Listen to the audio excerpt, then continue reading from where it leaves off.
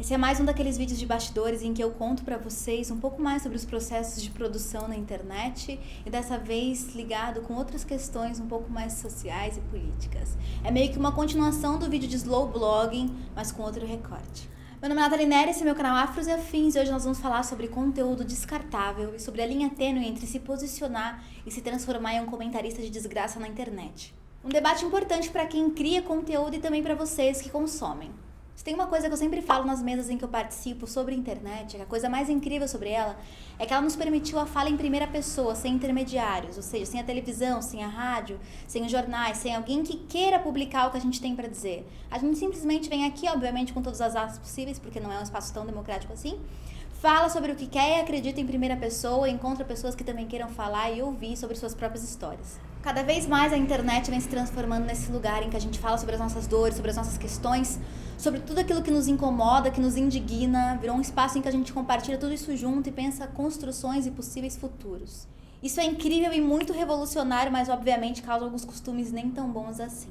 Eu acho que exatamente agora a gente está vivendo no olho do furacão. Não sei vocês, mas eu tenho a impressão de que todo dia eu vou dormir e quando eu acordo uma parte do mundo cai, uma parte do mundo quebra. Algo ainda pior acontece quando eu achava que não podia acontecer nada pior de nossa realidade. A cada dia que passa são direitos a menos, crimes ambientais, violências absurdas, falas e posicionamentos de políticos e pessoas públicas que faz a gente se questionar se a gente está realmente no século XXI, se a gente realmente está em 2019, porque parece que a gente está em 1964 ou na Idade Média. E isso, obviamente, falando do macro, falando daquilo que acontece na sociedade, no nível político, e que interfere na vida de todo mundo, independentemente de onde essa pessoa estiver, a não ser que ela seja muito rica e estiver fora do Brasil.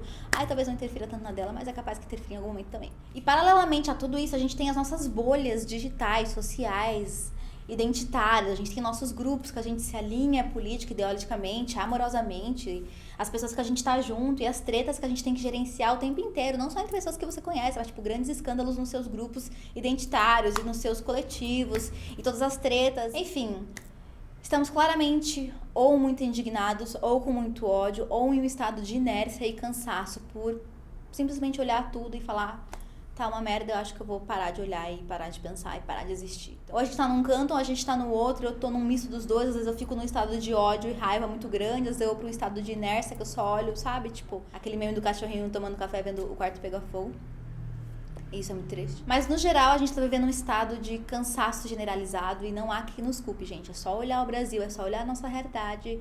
É só olhar a gente se agarrando a pequenos momentos de alegria e felicidade, pequeníssimos, pra continuar vivendo. Eu tenho achado força na minha família, achado força no meu cachorro, achado força na aromaterapia, porque achar força na realidade material hoje tá bem complicado.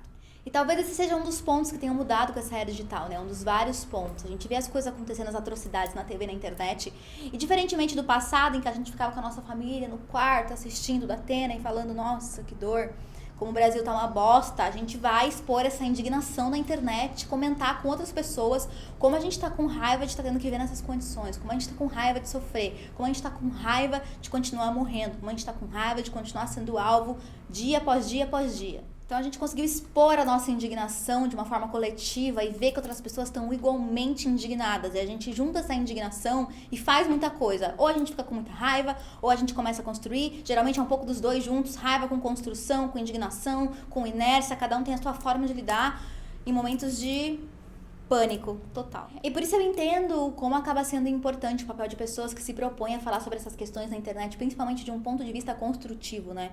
Principalmente alguém que se propõe a abrir um diálogo, que se propõe a vir falar sobre algo de uma forma que adicione questões ou reflexões, não necessariamente que só dê incentivo a esse ódio, a essa raiva que a gente já sente naturalmente, porque é o primeiro mecanismo mais instintivo que a gente tem frente às dificuldades que a gente vem passando. São pessoas que, assim como eu, como várias outras influenciadoras digitais, professores universitários, ativistas, pessoas anônimas que decidiram falar sobre as suas realidades, que vão sempre colocando vários pontos de vista, que vão agregando algo que a gente ainda não pensou, que vão fazer a gente ponderar, analisar, refletir, que vão fazer a gente em um momento de pânico ver que não, calma, tem um caminho ali, ou quando a gente tá num caminho, calma, tem mais caminhos ali, ou, meu, a gente tá falando isso que aconteceu agora, mas olha essa outra alternativa, olha essa outra forma de pensar essa realidade, esse problema. Vamos tentar debater, entender o que pode ser feito hoje? Isso é incrível, pra mim é a coisa mais gigantesca que a internet pode possibilitar pra gente, é isso, a gente não depende mais só da TV e da revista que a gente leu, do jornal, pra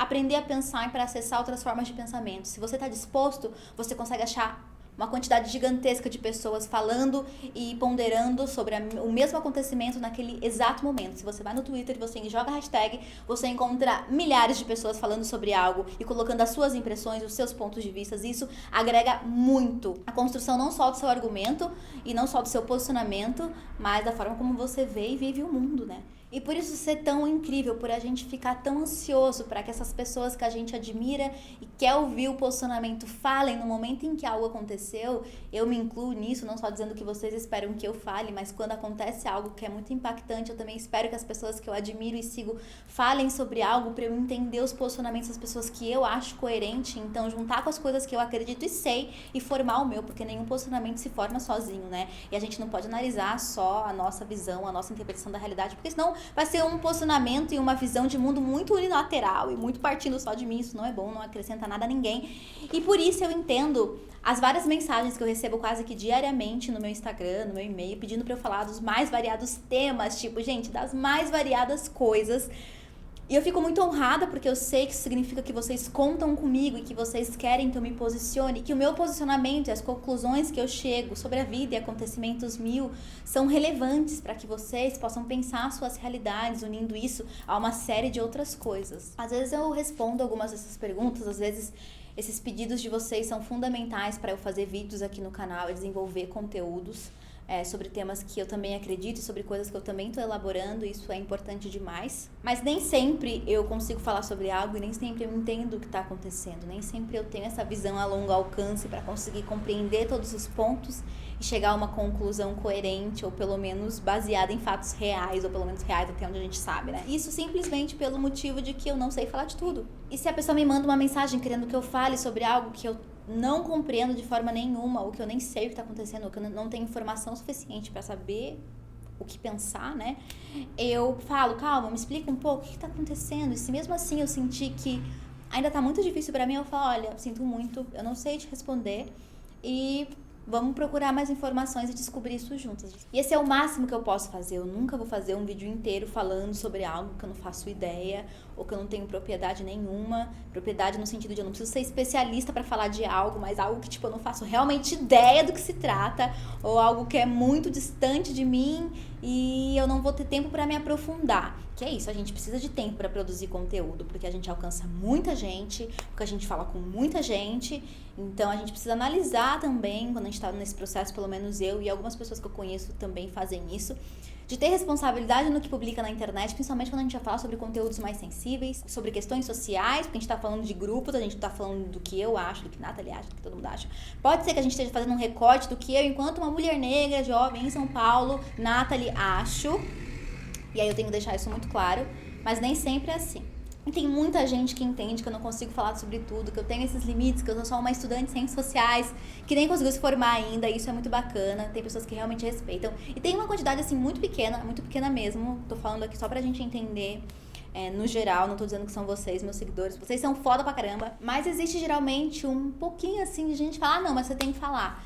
Que não se importa muito se eu sei ou não falar sobre algo, mas precisa que eu fale, precisa do meu posicionamento, porque sem o meu posicionamento a pessoa não está feliz o suficiente ou não está satisfeita para formar o dela, mesmo que eu diga que eu não entendo sobre aquele assunto e, portanto, não falarei. E aí, nesse caso, é uma galera que muitas vezes só quer odiar junto, só quer alguém para ficar com raiva junto, só quer alguém para ficar indignado junto.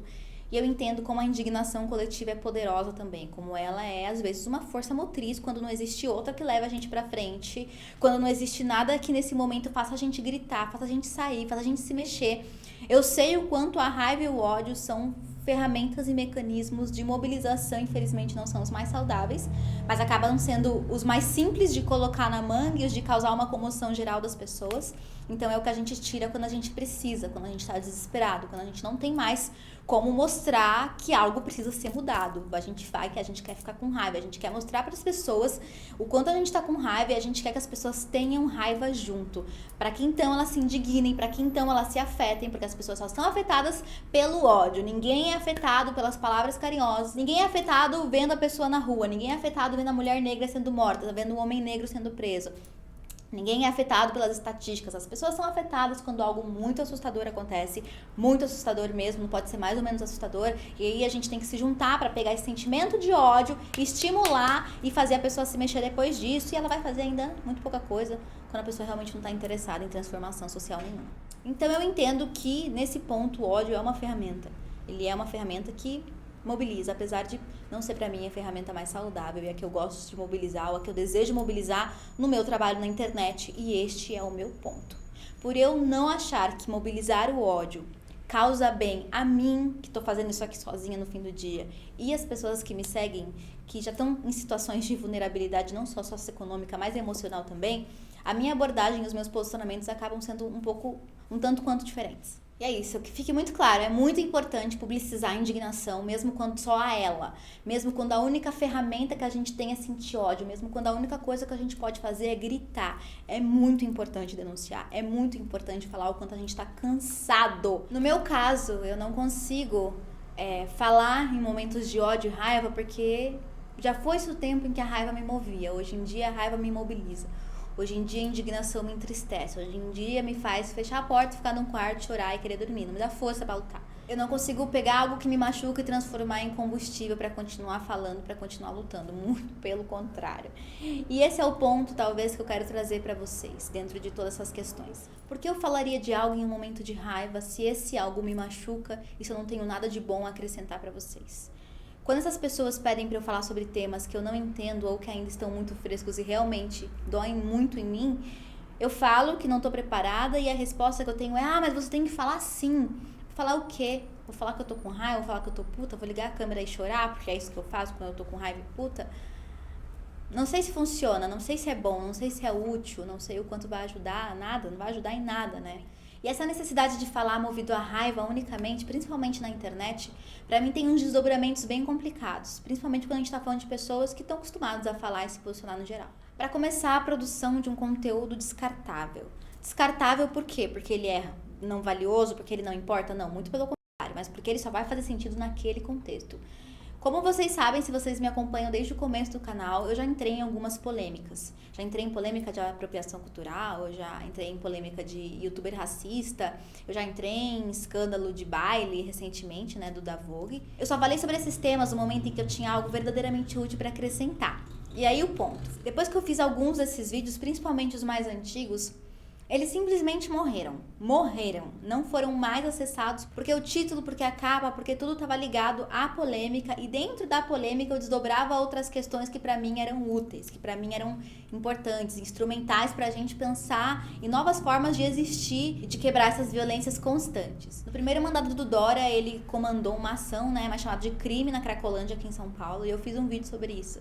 E esse foi um vídeo em que eu estudei muito, eu fiz um momento de muita fragilidade. Nesse vídeo eu trouxe várias questões sobre guerras às drogas, sobre genocídio da população negra, sobre encarceramento em massa. Eu trouxe um apanhado de uma forma bem inicial sobre por que falar de droga é falar sobre negritude e falar sobre violentação dessa negritude, principalmente jovem e masculina.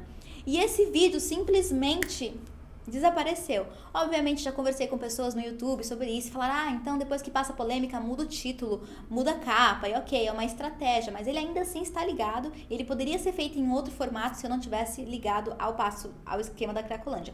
No caso da Cracolândia não é necessariamente uma polêmica porque não envolve a cara de ninguém, é um tema meio geral e muito útil de ser falado, obviamente, mas naquele momento que eu joguei o vídeo, ele foi pras alturas, assim como o vídeo em que eu falei sobre o caso do tweet racista do Cossielo. Tentei colocar conteúdo sobre injúria racial versus racismo, e como nunca ninguém vai preso por racismo, porque tudo cai em injúria racial.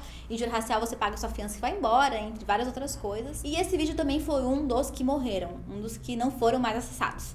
E isso sempre me deixou, muito puta, porque eu ficava assim: gente, esse vídeo é tão bom, mas por que ninguém vê? Porque é um conteúdo descartável. É um conteúdo descartável porque ele faz sentido em um determinado contexto, e naquele contexto, eu não vou ser ingênua de dizer, obviamente, que ele me rendeu muitas visualizações e novos inscritos, talvez. E talvez do ponto de vista do criador, possa ser uma estratégia de fato eu criar um conteúdo ligado a uma polêmica e depois que a polêmica foi embora, eu mudar o título, mudar a capa e transformar o conteúdo de polêmica no conteúdo de fato que está dentro da polêmica. E na verdade a polêmica foi uma desculpa para conversar sobre algumas coisas, mas as pessoas nunca acham que a polêmica é uma desculpa para conversar algo, porque as pessoas vão no vídeo esperando que a gente xingue muito alguém, porque é isso que acontece. Vocês sabem, eu fiz uma pesquisa ano passado. Foi do ano passado ou foi desse ano? Acho que foi desse ano. Tipo, o que vocês procuram na internet, né? E aí muita gente... E aí eu botei a alternativa treta. Muita gente colocou treta. Muita gente quer ver treta. Muita gente gosta disso. E não é o tipo de conteúdo que eu me sinto confortável em fazer. Todas as vezes que eu tento envolver um conteúdo útil e reflexivo com treta, dá merda. Esse conteúdo se perde. Por conta disso, por conta da minha experiência própria, me envolvendo em algumas polêmicas e tendo seguidores... no momento que talvez nem tenha voltado no meu canal porque eles só queriam ver a treta ou saber o que estava acontecendo, eu entendi que construir esse conteúdo não necessariamente é útil para mim e para o meu canal. E quando eu faço qualquer coisa movida pela polêmica envolta dentro de algo, ou seja, quando as pessoas, Nathalie fala disso, Nathalie fala daquilo, Nathalie fala daquilo outro, e eu não tenho que acrescentar principalmente, é isso que eu crio, conteúdo descartável, conteúdo que não vai ser visto, conteúdo que depois de 2 semanas vai ser esquecido, se eu não me der o trabalho, depois de tentar mudar a capa, mudar título, e mesmo assim ainda corro um risco gigante de frustrar as pessoas que vierem se o vídeo for construído em cima da polêmica, ou seja, se eu também não tiver nada de útil a acrescentar ao debate, vai ser um vídeo sobre polêmica, a pessoa vai achar que é um vídeo sobre algum tema amplo, vai entrar lá e vai ver que é só sobre alguém ou alguma situação e vai falar, falou, valeu, tchau. Fazer conteúdo dá trabalho, produzir vídeo dá trabalho. E esse é um dos pontos pelos quais o meu processo de criação e de falar sobre as questões mais densas e sensíveis que vocês querem que eu fale é bem analisado e colocado num outro formato, que continua sendo, curiosamente, o mesmo que foi há muito tempo no canal. Eu nunca, de fato, entrei numa onda de falar muito sobre polêmicas, mas teve um momento em que eu trazia mais questões cotidianas, né, mais problemas cotidianos. Isso realmente bombou um pouco o canal, mas ao mesmo tempo eu olhei e falei, poxa, é um bom vídeo que se perdeu, que ninguém mais acessa, porque ele não é mais a polêmica do momento. Então eu aproveito esse momento para pedir para você assistir vários desses vídeos, não só os vídeos de polêmica, obviamente, porque são pouquinhos, mas os vídeos que eu produzo sobre conteúdo, porque eu também sinto isso, as pessoas, eu falei isso no meu vídeo sobre slow blogging, né, os novos inscritos, eles vêm muito movidos pelo tema, tipo, por algo que eles se atraíram no canal, e eles não vão atrás, não voltam para assistir os vídeos antigos, os vídeos que a gente dedicou semanas, às vezes meses, no caso de vários roteiros aqui, tipo, eu queria muito que vocês vissem os mais recentes, a importância da estética negra, racista contemporânea, a banalização do racismo e fetichismo escravocrata, que foi um vídeo baseado em uma polêmica, mas o foco não era polêmica, então acho que foi uma boa medida que eu consegui fazer. Um vídeo que eu amo muito e que flopou, que é Ativismo de Internet é Ativismo, que no caso, inclusive, é um vídeo que eu tenho muito amor por ele e que ele foi pensado, disparado por uma super polêmica e eu poderia ter posto a cara de alguém ou feito uma indireta pra pessoa que disparou isso, ia dar muito view e muito like, mas eu falei, não, só vou pegar essa inspiração e produzir um conteúdo sobre isso. Talvez eu seja uma youtuber amadora que perca a chance de bombar por likes, usando a cara dos outros, talvez eu seja, mas o vídeo tá lá, por favor, assistam. Relacionamento interracial é um vídeo que eu gosto muito também, que as pessoas acham que eu vou defender meu relacionamento interracial e elas se surpreendem um pouco. Cracolândia, política de drogas e genocídio negro, por favor, assistam esse vídeo é muito importante. Várias pessoas falam, nossa, eu só vejo a Nathalie falando de bullet journal, mas você não falou nunca, Nathalie, de como as políticas, a guerra às drogas mata a população negra. Tá aqui, falei sim, pode ir lá assistir, inclusive. Negros na universidade, enfim, fora, obviamente, um documentário de 58 minutos sobre identificação racial no Brasil, que eu fiz ano passado por um projeto do YouTube chamado Creators for Change. Por favor, assistam esse conteúdo. Fechou meu jabá, que é o momento em que eu falo pra vocês assistirem meus conteúdos antigos, porque eu tenho orgulho deles e eles são bons. E aí tá, fora o conteúdo descartável, que é o primeiro problema, o segundo problema de falar sobre polêmicas, quando a gente não tem o que acrescentar nessas polêmicas, é que a linha fica muito tênue entre se posicionar e se transformar em um comentarista de desgraças online. E pra mim o que acontece nesses casos é o que tem de mais grave em toda essa situação, que eu já vi acontecer muitas vezes. Como a gente não sabe o que falar e não tem o que acrescentar sobre algo que o público tá pedindo muito, acontece uma superficialização dos conceitos. Nem público, gente, tô falando público, mas tipo uma pessoa que tem 200 seguidores no Facebook e fica falando coisas, ela tem um público. Eu que tenho 500 mil aqui, eu tenho um público. Todo mundo tem um público e todo mundo se posiciona e fala hoje pra uma audiência, seja ela tua família, teus amigos e teu grupo próximo, seja ela pessoas no Brasil inteiro. Essa superficialização descarada de vários conceitos, a gente tem um erro gigantesco, porque as pessoas começam a falar sobre vários conceitos sem saber o que estão falando, e obviamente, então quer dizer que só especialista pode falar? Nunca, né? A gente não tá voltando para os tempos áureos de televisão e universidades em que só professores universitários falavam. Mas isso acaba sendo um pouco perigoso porque a gente distorce muitas coisas e, em casos piores, acontece o que a gente chama de plágio.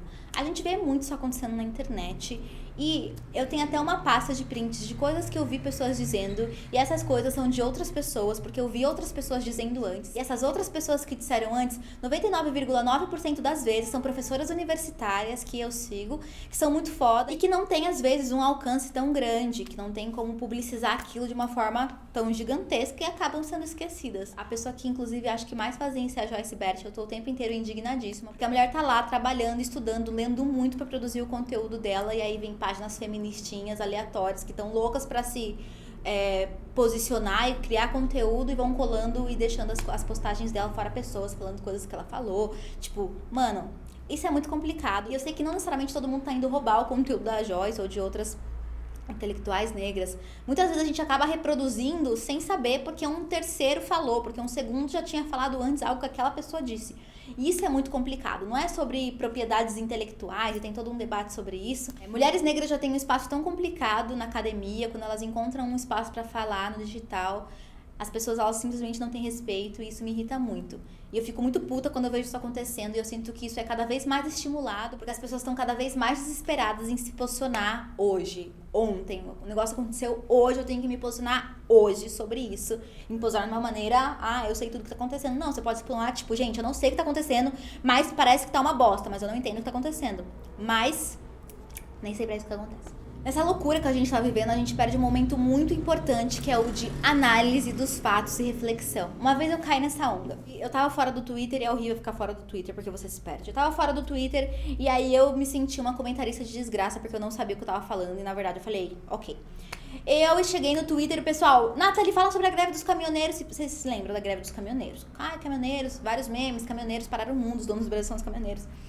Várias pessoas falando, Nathalie, se posiciona sobre a greve dos caminhoneiros, se posiciona sobre a greve dos caminhoneiros, se posiciona sobre a greve dos caminhoneiros, se posiciona... Aí eu falei, caraca, greve dos caminhoneiros, não tava sabendo porque eu não tenho TV em casa, porque eu não tenho notificação de rede social e eu só vejo as questões quando eu vou procurá-las ou quando eu estou no Twitter ou no Instagram. Aí eu falei, óbvio, mano, vamos falar sobre a greve dos caminhoneiros, porque tamo com vocês. Eu, gente, vindo de Universidade Federal, já passei por 3 greves. Se tem alguém que é grevista aqui nesse mundo, sou eu. Então, bora greve, bora piquete, bora queimar as coisas, vamos juntos, caminhoneiros. E de repente eu comecei, aí eu falei, bora caminhoneiro, força, assim, sem tá, tipo, greve é foda, gente, greve é importante, greve é ferramenta de luta, revolucionária, então beleza. E aí fui viver minha vida, de repente eu comecei a receber um monte de mensagem no Twitter, as pessoas falando, nossa, você se posicionou a favor da greve dos caminhoneiros. Ela, na verdade, é uma greve comprada pelo governo de direita, que tá tentando eleger o Bolsonaro, porque começou a sair um monte de vídeos de vários caminhoneiros de direita comendo churrasco na pista e dizendo que, na verdade, esse é um grande plano pra que algo aconteça. E eu fiquei, o que isso? Como assim?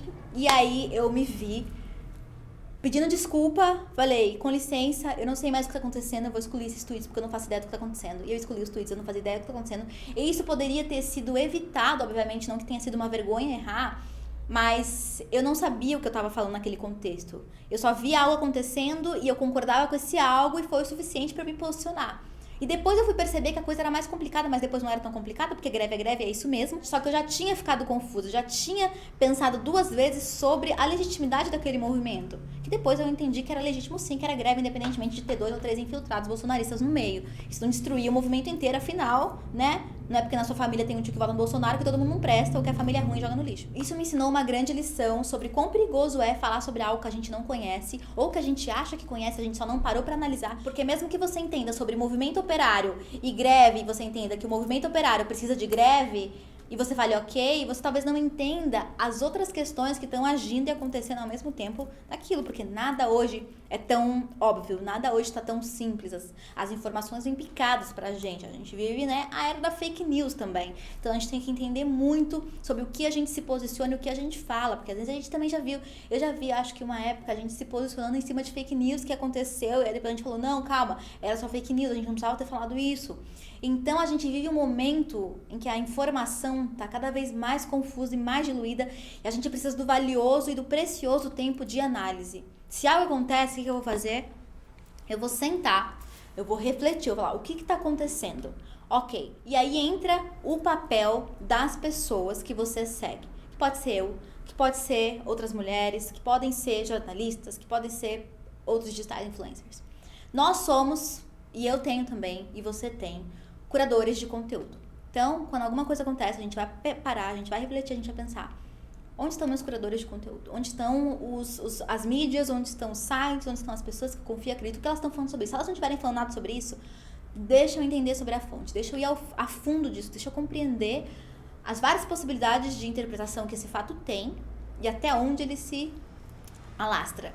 Tem um TED incrível, inclusive, que fala sobre isso, sobre educação e sobre como a gente não aprende nada dentro de sala de aula, porque a gente não tem nosso cinto de utilidade do Batman e porque a gente precisa de curadores de conteúdo, de curadores de informação no geral. E eu vou deixar pra vocês aqui, ele é muito bom e muito útil no geral, e me ajudou a pensar essas questões. Esse é o incrível da internet, é sobre isso, é sobre a gente entender que as coisas não tão simples, mas que ao mesmo tempo em que elas se complexificam e ficam cada vez mais intensas, a gente tem uma série de pessoas, muitas, porque você não pode ter só uma, você não pode querer acreditar e confiar só no que eu tenho a dizer, você tem que confiar e buscar encontrar muitas outras pessoas para te ajudarem a compreender a vida e o que está acontecendo. A gente tem pessoas partindo de vários lugares, tipo secundaristas, movimento de base, universitários, acadêmicos, operários. A gente tem pessoas, falando, usando esse espaço para se comunicar e aprendendo e mostrando a partir do seu ponto de vista, daquilo que ela entende, as várias perspectivas sobre um mesmo assunto.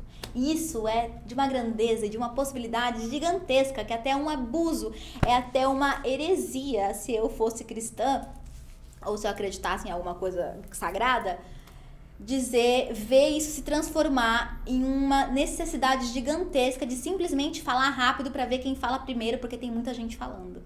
Ao invés da gente olhar tudo isso e ficar, meu Deus, agora a gente precisa ser comentarista de desgraça, falar primeiro, falar rápido, porque isso vai dar like, porque isso vai impulsionar a gente nas tretas, porque isso vai fazer a gente ser valorizado, porque isso vai fazer os seguidores confiarem na gente, porque se eu não falar, os meus seguidores vão me abandonar, porque tem esse sentimento, tá, gente? Que se a gente não fala, a gente não se posiciona, os seguidores falam, gente, fim, não vale seguir, porque a pessoa não se posicionou, e às vezes a pessoa só tá pensando, a pessoa só tá refletindo sobre a realidade dela, entendendo o que tá acontecendo, porque nem ela sabe, porque ela tava, sei lá, lavando o cabelo. Então, felizmente, a internet é isso hoje. Felizmente, a gente tem milhares, dezenas de curadores de conteúdo o dia inteiro pra gente ver, pra gente conversar, pra gente trocar. E a gente não pode transformar isso, olhar isso de uma forma ruim, achar que isso, na verdade, é uma grande competição, que isso faz com que a gente possa simplesmente não ter responsabilidade no que a gente fala, porque a gente fala do nosso ponto de vista, obviamente ninguém é especialista de nada, e falar em primeira pessoa, como eu disse desde o começo, é fundamental, mas entendendo que essa primeira pessoa tem que saber com quem tá falando e o que vai falar pra essas pessoas, porque senão pode dar muita merda. Eu acho que quando a gente tiver responsabilidade no conteúdo que a gente absorve, no conteúdo que a gente passa pra frente, a gente vai conseguir ver de uma forma muito mais saudável. Eu falo criadores de conteúdo, eu falo vocês que estão assistindo a gente, acompanhando e que também são criadores de conteúdo, influenciadores de alguma forma, porque é isso, você tem seu grupo de pessoas que te acompanham e te seguem e vão estar atentas ao que você tá falando na internet. Se você se posiciona de alguma forma, algum tio teu te bloqueia, então isso é gerar impacto, isso é causar efeitos com o seu posicionamento e com as coisas que você fala e acredita. Eu também tenho os meus curadores de conteúdo, eu também demoro um tempo para analisar e refletir sobre a vida. Nada é tão simples, eu não quero produzir conteúdo descartável para vocês, eu respeito a produção intelectual de outras pessoas, eu preciso ler essas pessoas antes de falar algo para vocês, eu preciso entender o que elas estão falando para não pegar 3, 4 palavras do que a pessoa disse, jogar e fazer um vídeo em cima. Eu preciso saber com quem eu falo, o que eu falo, mesmo sabendo como ser especialista, como eu já disse 1000 vezes, não é sobre isso que eu tô falando. E eu preciso entender também que eu não tenho obrigação, e ninguém tem, de ser comentarista de desgraça. E muito pelo contrário, a gente pode aproveitar que existe uma multiplicidade de vozes gigantescas na internet e fazer com que a gente consiga ainda mais gás, ainda mais força para publicizar, para tornar público, para tornar grande, alto e visível as nossas pautas e as atrocidades que a gente vê acontecendo todos os dias, mas com responsabilidade e segurança, principalmente, e respeito, gente. ao trabalho dos outros, porque a quantidade de plágio que eu vejo por aí é uma merda. Tipo, é sério, é feio pra caramba. Parem de copiar intelectuais negras, citem. A pessoa falou isso, abre aspas, fecha aspas, não distorce a frase da pessoa, coloca como ela escreveu e põe o nome dela. Vai ser a melhor coisa, vai ser um respeito pra todo mundo. E a gente é isso, né? Não tem como a gente tá aqui defendendo posicionamentos de esquerda, pelas mulheres, pela negritude, ao mesmo tempo tá passando a perna em mulheres pretas, principalmente acadêmicas que estão produzindo conteúdo. Eu vejo muitas mulheres brancas fazendo isso em alguns momentos e isso não é legal, muito pelo contrário, isso é feio pra caramba. Sigo falando das coisas que eu acredito no melhor formato possível, no formato que não seja descartável, no formato que não seja só compartilhamento de dor aleatório e ódio aleatório, porque isso me machuca e não me alimenta. Mas eu espero que a gente possa continuar seguindo as nossas verdades, obviamente essas são as minhas, eu estou falando pra vocês, pessoas que me seguem, principalmente. Não é um livro didático ou uma cartilha de como as pessoas devem produzir ou falar sobre seus conteúdos na internet de forma nenhuma, tirando a parte do plágio, realmente é um puxão de orelha assim. Mas é principalmente uma conversa com vocês sobre como a gente não consegue falar sobre tudo e principalmente, gente, como a gente não sabe falar sobre tudo. Eu não sei falar sobre tudo. Eu sigo pessoas incríveis no meu Instagram que com certeza eu vou fazer um próximo vídeo. Ó, eu tinha prometido um vídeo anterior sobre fazer uma lista de veganos negros e eu fiz, viu? Então eu tô prometendo vídeos, agora eu tô fazendo. Vou fazer um próximo vídeo sobre quem são os meus e as minhas curadores intelectuais, as pessoas que eu leio, acompanho e sigo pra me informar, pra entender mais sobre a vida e que me inspiram muito a continuar trazendo conteúdo pra vocês de forma responsável e embasada, principalmente, não ficar reproduzindo mentiras ou roubando coisas de ninguém ou só alimentando ódio e raiva, porque às vezes machuca bastante a gente. Espero que você tenha gostado desse vídeo, espero que não tenha ficado confuso. Ele era pra ser, na verdade, outra coisa, porque ele foi feito há 3 meses atrás e eu não queria postar ele há 3 meses atrás porque estava no olho do furacão, muita coisa estava acontecendo, eu falei, vai ser legal postar agora. Então eu segurei ele, só que aí muita coisa saiu de contexto, então eu tive que mudar muita coisa, mas ainda assim a mensagem principal era essa, que eu passei pra vocês. Espero que tenham entendido, se não entendeu, gente, tudo bem. No próximo a gente se fala, se eu falei muito rápido, sinto muito. Me perdoem, não consigo falar às vezes devagar quando eu me empolgo, mas é só diminuir a velocidade no YouTube. Gente, você vai me ouvir falando bem devagarzinho, todo mundo sai feliz, todo mundo fica feliz. Um grande beijo, tchau!